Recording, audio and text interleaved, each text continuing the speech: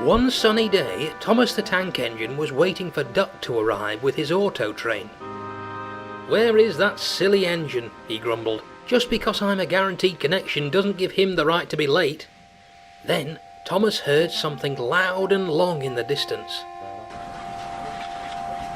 Duck soon pulled into the station, making an awful noise. His whistle chain was stuck on his cab.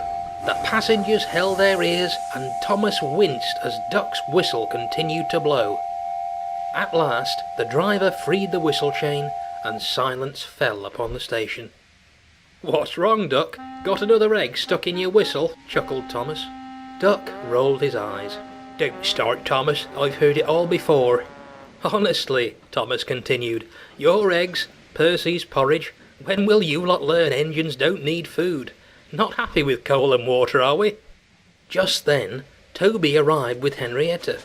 "Smarten up, Thomas. You're one to talk. Have you forgotten what happened on Edward's branch line a few years ago?"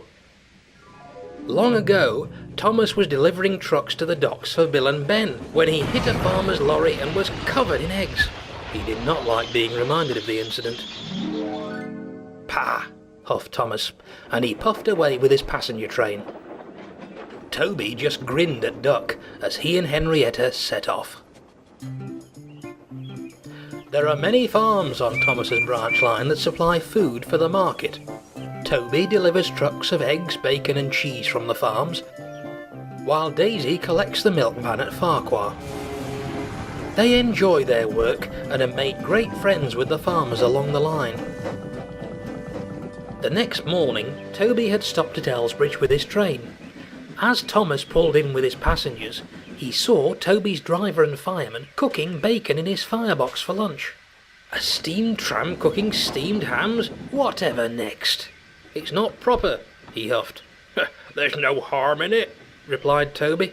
"My crew need their coal and water too, after all." Thomas snorted indignantly.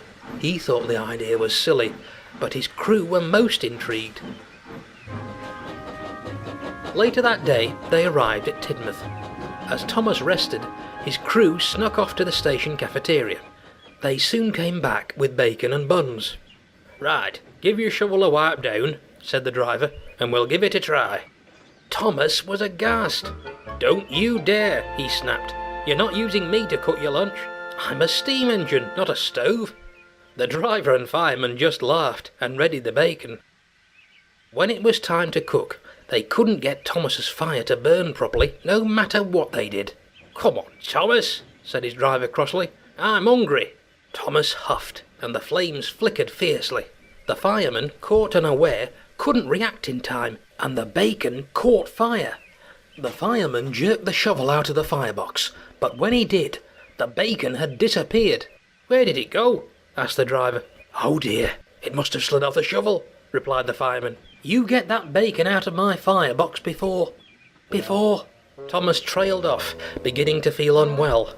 Suddenly, with a huff and a blow, he gave a great sneeze. Bacon shot from his funnel like a rocket, landing on his smoke box. One strip landed right on his nose. "Ouch!" exclaimed Thomas. "Get it off! Get it off!" The driver and fireman ran to see if Thomas was all right, but they couldn't help but laugh when they saw the bacon clinging to his nose. "Haven't had much luck with food, have you, Thomas? First eggs and now bacon. Shall we fetch some buttered toast for you?" Thomas, red in the face, wheezed angrily. Stop laughing," he stammered. "It's not funny. Get this off me before someone sees." But it was too late. Duck puffed into the station and saw everything. "Oh dear," he remarked. "Not content with coal and water, are we?